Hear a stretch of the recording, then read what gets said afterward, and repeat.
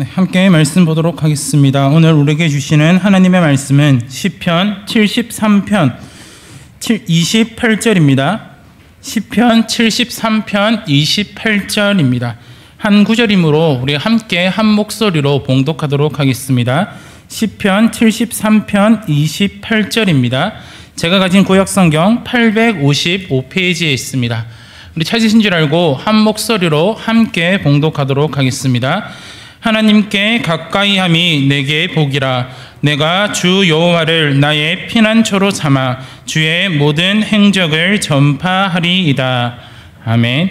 오늘 이 말씀을 가지고 성도의 소확행이라는 제목으로 함께 말씀을 나누고자 합니다. 이제 처음으로 대형교회 와서 오후 예배 설교 자리에 서서 함께 말씀을 나누고자 하는데 많이 긴장되고 어느 곳이든 처음이 제일 떨리고 두렵습니다. 그렇기 때문에 잘 들어주시고 또한 많은 아멘으로 화답해 주시면 더욱더 용기 내어 힘차게 말씀을 전하도록 하겠습니다. 먼저 화면을 한번 봐주시면 여러 표가 한 개 나올 겁니다. 우리 화면 한번 띄워주시겠습니까? 좀 잘 안 보이실 것 같은데 이것이 가리키는 것이 무엇일까요? 2016에 58, 2017에 55, 2018에 57, 2019에 54, 2020에 61, 2021년 62. 제 몸무게를 가리키는 것은 아닙니다.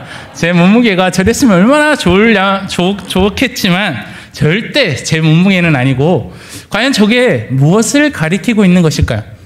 제가 힌트를 한 개를 드리면 저 위에 표는 3월 20일이라는 날과 관련되어 있습니다. 3월 20일. 제 생일은 아닙니다. 제 몸무게도 아니고 제 생일도 아닙니다. 저랑은 아무런 연관이 없는 것입니다. 과연 저게 무엇을 가리키는 것일까요? 위의 것은 순위를 이야기해 주고 있습니다. 2016년도에는 58위, 2017년도에는 55위, 2018년도에는 57위, 2019년도에는 54위, 2020년도에는 61위, 2021년도에는 62위를 가리키고 있습니다. 저게 뭘까요? 보면 3월 20일이 어떤 날인지를 알면 저게 무엇인지를 유추할 수 있을 겁니다. 3월 20일은 세계 행복의 날이라는 날을 기념하고 있습니다. 이 날이 되면 세계 곳곳에서는 행복 보고서라는 것을 한 단체에서 발표하긴 합니다. 그래서 이 행복 보고서는 각 여러 가지 상황들을 조사해서 그 나라가 행복한 위치, 순위가 언제인지를 말해주고 있습니다. 이 행복 보고서는 156개의 나라의 행복 순위를 비교한 겁니다. 표가 나온 대로 한국은 58위, 55위, 57위, 54위, 61위, 작년에는 62위를 기록했습니다. 4년간 50위권 안에는 들었는데 작년부터 이 순위가 뒤로 밀렸습니다. 작년에 코로나로 인해서 순위가 뒤로 밀렸을까요? 모든 나라가 동일하게 코로나 상황을 겪고 있고 힘들고 어려운 상황들을 보내고 있지만 그것 때문에 이 행복 순위가 뒤로 밀렸을까요? 위에 표에서 보듯이 2020년도, 2021년도에 대한민국의 행복 순위는 60위권으로 떨어진 것을 볼 수 있습니다. 분명히 대한민국은 선진국이고 분명히 대한민국의 국민들의 소득은 높은 순위를 거두고 있는데도 불구하고 이렇게 행복 순위가 떨어진 이유가 무엇일까요? 아마도 그것은 다들 행복하지 않다라고 대답을 하지 않았을까 생각되어집니다. 여러 가지 부분에서 행복하십니까? 라고 물었을 때 대부분의 사람들이 행복하지 않습니다라고 이야기를 하였기 때문에 이 순위가 떨어졌다라고 생각합니다. 그렇다면 행복이라는 게 무엇일까요? 행복은 사전에 보시면 생활에서 충분한 만족과 기쁨을 느끼어 흐뭇한 상태를 이야기합니다. 그렇다면 여기서 질문을 한 가지 드리겠습니다. 작년을 돌아보시면 행복하셨습니까? 우리 옆 사람에게 한번 질문을 한번 해보실까요? 아니, 지금 보시면서 이제 일주일, 한 달, 2021년도 3주가 지났습니다. 옆 사람들에게 보시면서 행복하십니까? 라고 질문 한번 해보실까요? 네. 뭐라고 대답하실 수 있으시겠습니까? 나는 행복하다. 정말 너무너무 행복합니다. 라고 대답하는 분이 과연 몇 분이나 계실까요? 저의 모습을 돌아봤을 때도 과연 제가 3주간 이 대한교회에 와서 행복했을까요? 어땠을까? 고민을 많이 하긴 합니다. 행복했습니다. 많이 행복했고 지금도 앞으로 더 행복할 것이지만 우리가 이 짧은 기간 동안 3주라는 시간 동안에도 행복하다라고 이야기를 했을 때 과연 자신 있게 나는 행복한 삶을 살았다라고 이야기를 할 수 있는 사람들이 과연 몇 명이 있을까요? 분명히 사람들은 행복하지 않다라고 이야기를 하는 사람들이 많이 있을 겁니다. 왜 그럴까요? 그것은 자신이 정한 행복의 기준에 맞지 않기 때문입니다. 한 뉴스 결과를 보면, 신문의 기사를 보면 한국인의 행복의 조건 조사에 대해서 결과를 알려주고 있습니다. 쭉 보시면 많지만 제가 왜 행복하지 않는지에 대한 이유는 첫 번째, 1위가 뭡니까? 좋은 배우자와 행복한 가정을 이루는 것. 저 결혼하지 않았습니다. 그렇기 때문에 제가 행복하지 않다라고 이야기를 할 수 있을 것이지만 좋은 배우자와 결혼하여 행복한 가정을 이루는 게 1위입니다. 두 번째로는 건강하게 사는 것이 2위라고 이야기를 합니다. 세 번째로는 돈과 명성을 얻는 것이다 라고 이야기를 합니다. 한국 사람들이 가지는 행복의 조건이 바로 여기에 있습니다. 좋은 배우자와 결혼하고 내 건강을 유지하고 돈과 좋은 명예를 얻는 것. 이게 행복의 조건이라고 이야기를 합니다. 그러면 우리가 여기까지 이루었을 때 다들 결혼을 하셨겠지만 좋은 배우자와 결혼하고 행복한 생활을 이어나가고 계십니까? 어떠십니까? 제 부모님만 보더라도 좋은 배우자와 결혼을 해서 나의 인생이 정말 행복하다라고 이야기는 하지 않으시더라고요. 왜냐하면 서로 다름을 인정하지 않아서 매번 부딪히고 다투는 것이 또한 결혼 생활 중에 일부분이라고 생각되어집니다. 내가 좋은 돈을, 내가 좋은 건강을 가지고 있어서, 내가 많은 돈과 명성을 가지고 있어서 정말 행복할까요? 전혀 그렇지 않다라고 이야기를 합니다. 왜냐하면 내가 원하고 나의 행복을 누리기 위해서 조건을 정했을 때 그 조건에 도달하면 그거보다 더 높은 것을 원하고 더 높은 것을 바라보기 때문에 전혀 행복하지 않다라고 이야기를 합니다. 그럼에도 불구하고 사람들은 행복하기를 소원하고 내 삶이 행복하기를 원하고 있습니다. 그래서 소확행이라는 단어가 존재합니다. 소확행이라는 단어가 소소하지만 확실한 행복이라는 단어의 뜻을 가지고 있습니다. 많은 사람들이 이 행복을 누리기 위해 열심히 생활합니다. 예를 들면 아침에 일어나 커피 한 잔을 마시고 침대에 누워서 TV를 보고 또한 여러 가지 일상생활에서 내가 누릴 수 있는 작은 행복들을 찾으려고 노력합니다. 예를 들어 저의 소소하지만 확실한 행복에 대해서 이야기를 드리자면 아침 9시에 출근을 해서 10시가 되면 아모르데이가 문을 엽니다. 그러면 제가 텀블러를 들고 와서 쿠폰을 한 장 건네면서 집사님 아이스 아메리카노나 아메리카노 한 잔 주세요 하고 그것을 받아서 먹는 게 저의 가장 큰 행복이라고 이야기를 할 수 있을 겁니다. 이렇게 많은 사람들이 자신이 원하는 행복, 내가 일상생활에서 이것을 했을 때 정말 기쁘고 내가 이것을 하면 너무나도 행복해라고 하는 그런 모습들이 다 있을 겁니다. 이렇게 사람들은 자신의 작은 행복이라도 누리기 위해 작은 행동들을 하게 되고 그것을 매일 반복적으로 행동하는 것을 볼 수 있습니다. 오늘 이 자리에 계신 저나 우리 성도님들 모두가 행복하기를 간절히 바랄 겁니다. 그 어느 누구도 나의 삶이 행복하지 않기를 원하는 사람은 아무도 없다라고 생각합니다. 그래서 오늘 말씀을 통해서 우리가 행복할 수 있는 방법, 성도가 그리스도인이 확실히 누릴 수 있는 행복이 무엇인지를 한번 살펴보고자 합니다. 오늘 말씀에서 말해주고 있는 그 행복, 복이란 무엇일까요? 바로 하나님을 가까이 하는 것이 우리에게 복되다라고 이야기를 하고 있습니다. 시편 73편 28절에 보시면 하나님께 가까이 함이 내게 복이라. 내가 주 여호와를 나의 피난처로 삼아 주의 모든 행적을 전파하리이다라고 이야기를 하고 있습니다. 하나님께 가까이 함이 내게 복이다라고 말하고 있습니다. 왜 이 시인이, 시편의 기자가 이렇게 이야기를 할 수 있는 것일까요? 그것은 73편 전체의 내용을 살펴보면 왜 그 시인이 이렇게 이야기를 할 수 있는지를 알 수 있습니다. 시인은 73편 1절에서 이렇게 이야기를 합니다. 하나님이 참으로 이스라엘 중 마음이 정결한 자에게 선을 행하시나니라고 이야기를 하고 있습니다. 이 고백은 시인의 믿음을 고백하고 있는 것입니다. 시인은 자신의 믿음을 이와 같이 고백합니다. 하나님이 참으로 이스라엘 중 마음이 정결한 자에게 선을 행하신다라고 고백합니다. 그러나 시인은 그 다음 구절, 시편 23편 2절과 3절 말씀을 보시면 이렇게 고백하고 있습니다. 나는 거의 넘어질 뻔하였고 나의 걸음이 미끄러질 뻔하였으니 이는 내가 악인의 형통함을 보고 오만한 자를 질투하였음이로라 라고 이야기를 하고 있습니다.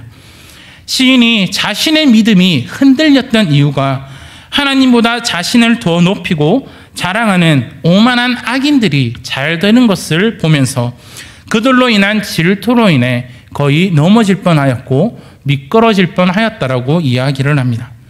1절에서 그 고백한 믿음의 진리와 경건함의 길을 거의 포기할 뻔했다라고 시인은 고백하고 있습니다. 시인은 악인의 형통함과 그들의 교만 때문에 그리고 자신이 겪는 그 고난 때문에 너무나도 힘들어하고 있습니다. 시인이 보기에는 악인들은 온갖 악을 행하고 하나님께 대하여 매우 교만하면서도 하는 일마다 잘되고 그리고 그들이 하는 모든 것이 형통함을 보게 됩니다. 그리고 그들은 일반 사람들이 당하는 고난이나 고통 없이 건강하게 살다가 죽는 모습 또한 보게 됩니다. 그리고 또한 시인은 6절과 7절 말씀을 통해 악인들이 교만하고 폭력적인 삶의 태도를 묘사하고 있고 8절과 9절에서는 악인들이 하는 말에 대해서 말해주고 있습니다. 그리고 10절과 11절에서는 4절과 9절에서 묘사된 악인들의 말과 행동과 번영이 철회한 결과를 이야기해주고 있습니다. 10절 말씀을 보시면 그러므로 그의 백성이 이리로 돌아와서 잔에 가득한 물을 다 마시며라고 이야기를 합니다. 여기서 말하는 이 구절의 뜻은 하나님의 백성들이 악인들의 형통함을 보고 그들의 번영을 보고 유혹되어 악한 행동을 하는 그 사람들이 하는 그 모습을 따라서 행동하고 하나님을 멀리 떠나는 모습을 시인은 고백하고 있습니다. 그리고 또한 11절 말씀을 보시면 이렇게 이야기를 합니다. 말하기를 하나님이 어찌 알랴 지존자에게 지식이 있으랴 하는도다라고 이야기하고 있습니다. 이 말씀은 10절의 말씀의 결과로 악인들 혹은 악인들에게로 돌아간 하나님의 백성들이 자신들의 악한 행동에 대해서 하나님이 아신다라는 그 사실을 부정하는 모습을 보여주고 있습니다. 온갖 악을 행하면서도 이 땅에서 잘 사는 악인들의 모습을 본 이 시인은 경건한 자들의 믿음까지도 무너뜨린다라고 표현하고 있는 것입니다. 그래서 이 시인도 그 악인들의 형통함, 악인들이 잘됨을 보고 자신 또한 그 믿음에서 넘어질 뻔하였고 나의 걸음이 미끄러질 뻔하였다라고 이야기하고 있습니다. 그러나 시인은 이 악인들의 모습에 흔들린 것뿐만이 아니라 자신의 삶도 많이 힘들었다고 이야기합니다. 그래서 악인들의 형통함이 더 뼈아프게 느껴질 수밖에 없었다라고 시인은 고백하고 있습니다. 시인은 악인들의 악한 행동과는 악한 마음과는 달리 자신의 마음을 깨끗하게 유지해 왔습니다. 즉 하나님께 헌신하여 마음을 악에서 멀리하여 순결하게 유지해 왔음을 이야기합니다. 그런데 시인은 이렇게 고백합니다. 13절 말씀 한번 보여주시겠습니까? 13절 말씀에 내가 내 마음을 깨끗하게 하며 내 손을 씻어 무죄하다 한 것이 실로 헛되도다라고 이야기를 합니다.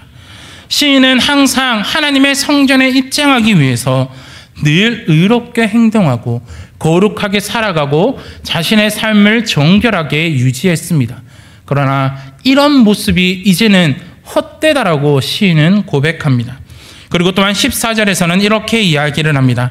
나는 종일 재난을 당하여 아침마다 징벌을 받았도다라고 이야기합니다.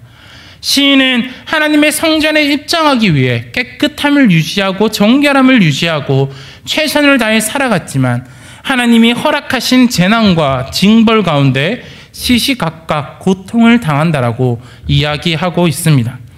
이런 시인의 모습을 보면 어떻습니까?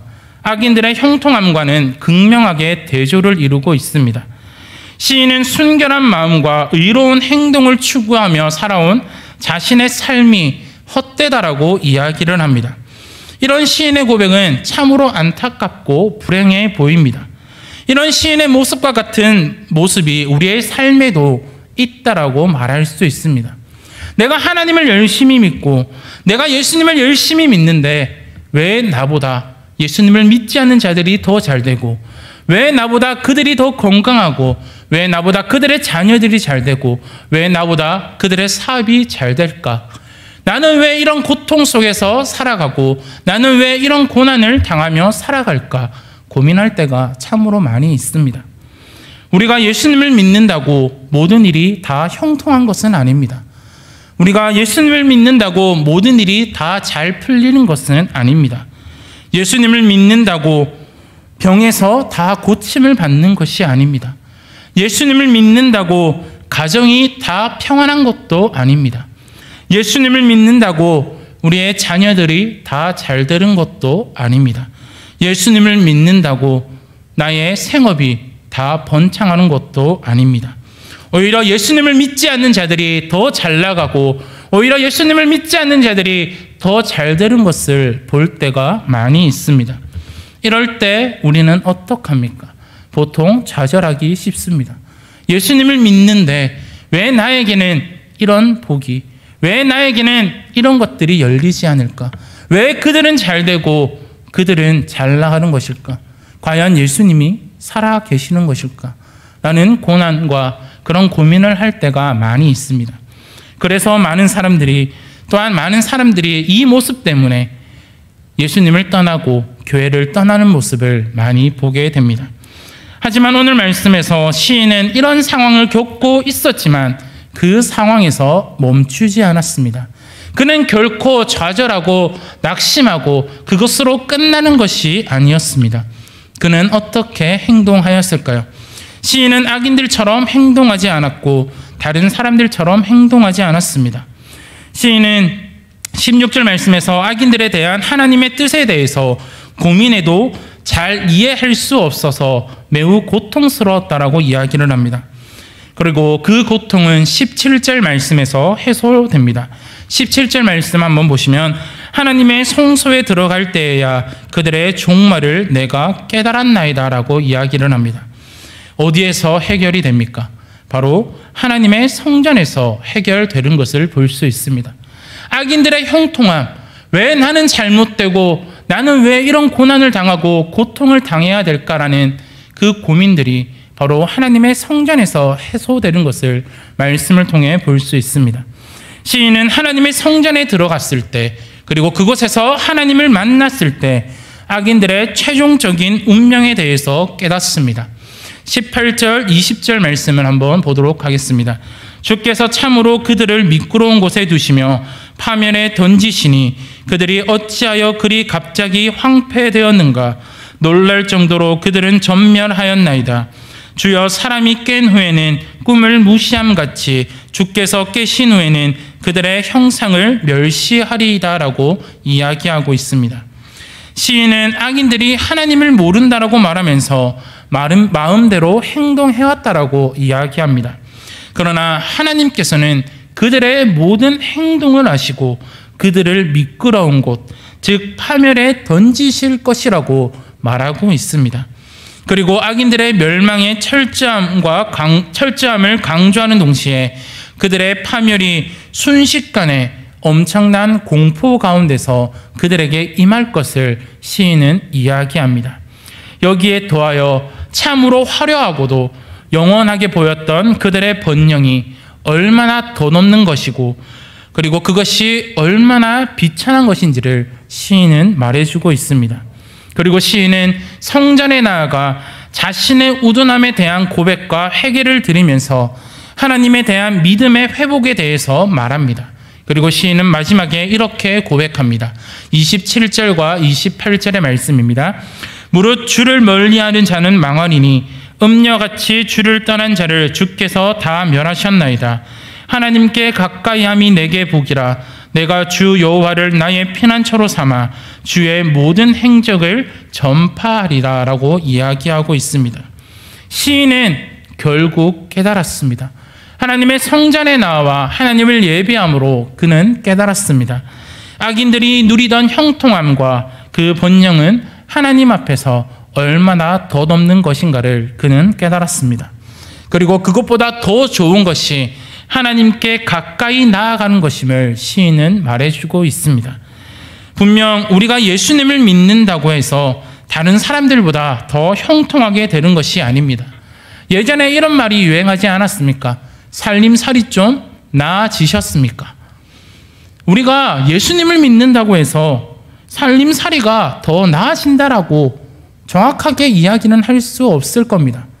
그러니 예수님을 믿는 것은 우리의 행복과 전혀 관계없다라고 말할 수 있을까요? 그렇지 않습니다. 세상에 있는 것들은 다 잠깐의 것뿐입니다. 돈도 명예도 권력도 건강도 한순간에 다 지나가는 것뿐입니다. 시간이 흐르면 남는 것은 아무것도 없습니다. 그러나 하나님이 우리에게 주신 그 구원은 영원히 우리에게 남아 있습니다. 예수님을 믿음으로 우리에게 주는 그 영생은 영원히 변치 않습니다. 이 사실을 알고 믿는다면 우리가 얼마나 행복한지를 인정할 수 있을 것입니다. 신명기 33장 29절에는 이렇게 고백합니다. 이스라엘이여 너는 행복한 사람이로다. 여호와의 구원을 너같이 얻은 백성이 누구냐? 그는 너를 돕는 방패시요 내 영광의 칼이시로다. 내 대적이 내게 복종하리니 내가 그들의 높은 곳을 밟으리로다 라고 이야기를 합니다. 이 말씀은 하나님께서 모세를 통해 이스라엘에게 주신 복된 말씀입니다. 우리 모두도 영적인 이스라엘이라고 이야기를 할 수 있습니다. 예수 그리스도를 믿음으로 구원받은 자들이기에 우리 모두 영적인 이스라엘이 된 것입니다. 그렇다면 우리는 모두 행복한 자임을 잊지 마시기를 바랍니다. 이미 행복한 자가 되었는데 그 사실을 모르고 이미 자신에게 주어진 행복을 누리지 못하고 살아갈 때가 많이 있습니다. 나는 왜 이렇게 불행한가? 나의 삶은 왜 이렇게 고통스럽고 고난스러운가? 우리는 불평과 원망 속에서 살아갈 때가 많이 있습니다. 우리는 날마다 나의 삶이 행복하지 않다라고 생각하며 살아갑니다. 왜 행복하지 않을까요? 분명히 우리는 하나님을 믿는 삶을 살고 있습니다. 하나님 안에 있는데, 주 안에 있는데 우리는 왜 행복하지 않을까요? 그것은 바로 하나님을 가까이 하지 않기 때문입니다. 성경에서 말하는 복, 행복은 세상의 기준과는 전혀 다릅니다. 하나님께서는 우리와 함께 하시기 위해 우리를 지으셨고 우리에게 예수 그리스도를 보내어 주셨습니다. 마태복음 1장 23절에 보시면 이렇게 이야기를 합니다. 보라 처녀가 잉태하여 아들을 낳을 것이요 그의 이름을 임마누엘이라 하리라 하셨으니 이를 번역한즉 하나님이 우리와 함께 계시다 함이라 라고 이야기를 합니다. 하나님께서는 우리를 너무나 사랑하셔서 예수 그리스도를 우리에게 보내주셨습니다. 그리고 예수 그리스도를 우리에게 보내주셨으면서 우리와 함께 계시다라고 이야기를 하고 있습니다. 그런데 왜 우리는 불행할까요?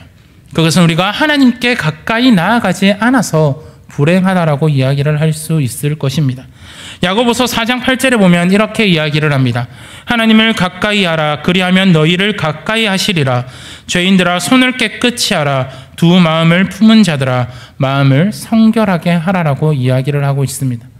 우리가 하나님을 가까이 할 수 있는 이유는 하나님께 우리의 죄를 회개하는 것이고 우리가 세상과 하나님 사이에 품었던 그 두 마음을 버리고 오직 하나님을 따르고 오직 하나님의 말씀에 순종하고 오직 하나님만 바라볼 때 우리는 하나님께 가까이 할 수 있을 것입니다. 행복하기를 원하십니까? 그러면 하나님을 가까이 하시기를 바랍니다. 신명기 10장 12절과 13절에서는 이렇게 이야기를 합니다. 이스라엘아, 내 하나님 여호와께서 내게 요구하는 것이 무엇이냐? 곧 내 하나님 여호와를 경외하여 그의 모든 도를 행하고 그를 사랑하며 마음을 다하고 뜻을 다하여 내 하나님 여호와를 섬기고 내가 오늘 내 행복을 위하여 내게 명하는 여호와의 명령과 규례를 지킬 것이 아니냐라고 이야기를 합니다. 행복을 위하여 무엇을 하라고 말하고 있습니까? 바로 하나님의 명령과 규례를 지키라고 이야기를 하고 있습니다. 이렇게 하나님의 말씀대로 사는 것, 하나님과 가까워지는 것이 우리가 행복할 수 있는 유일한 비결이다라는 사실을 잊지 마시기를 바랍니다. 하나님의 말씀대로 사는 것이 우리에게 행복이 됩니다. 그 이유는 하나님이 우리와 함께 하시기 때문입니다. 세상이 말하는 행복은 성경에서 말하는 행복과 전혀 다릅니다. 세상 사람들은 돈과 권력과 명예와 자신이 정해둔 그 행복의 기준을 쫓아 살아가지만 성도는, 그리스도인은 행복하기 위하여 세상의 기준을 쫓아 살아가는 것이 아니라 하나님의 말씀대로 살아가고 오직 하나님만을 바라보고 살아갈 때 행복해질 수 있음을 잊지 마시기를 바랍니다. 사람은 행복한 삶을 살아가기를 원합니다. 자신의 삶이 마칠 때까지 내 삶이 행복하기를 원합니다. 그래서 소소하지만 확실한 행복을 위하여 작은 행동들을 하며 살아갑니다. 오늘 이 자리에 모이신 우리 성도님들은 행복하셨습니까? 그리고 행복하십니까? 옛날 노래 중에 윤한기 가수가 부른 나는 행복합니다라는 노래가 있습니다. 나는 행복합니다. 나는 행복합니다. 나는 행복합니다. 세상 사람들은 돈 때문에 행복하다라 말하고, 세상 사람들은 권력 때문에 행복하다 말하고, 세상 사람들은 나의 자녀가 잘 돼서 행복하다라고 말합니다. 그러나 그리스도인들은 달라야 합니다. 나는 행복합니다. 나는 하나님 때문에 행복합니다. 나는 하나님과 가까이에서 행복합니다라는 고백이 우리에게 늘 있어야 할 것입니다. 하나님 때문에 불행한 것이 아닙니다. 우리가 하나님을 믿음으로 행복밖에 우리에게 주어진 것이 없습니다. 우리는 날마다 하나님 앞에 나아가 기도할 때 불평과 불만을 이야기하는 것이 아니라 하나님이 나의 아버지 되심에 감사하고, 하나님이 나의 구원자 되심에 감사하고, 하나님이 나의 창조주 되심에 감사하고, 비록 나의 환경이 어려울지라도 하나님이 나와 함께 하시기에 내가 행복합니다라는 고백을 할 수 있는 저와 성도님들이 되시기를 바랍니다. 하나님과 함께 할 때 우리는 행복할 수 있습니다. 세상 사람들은 소소하지만 확실한 행복을 위해 살아갑니다.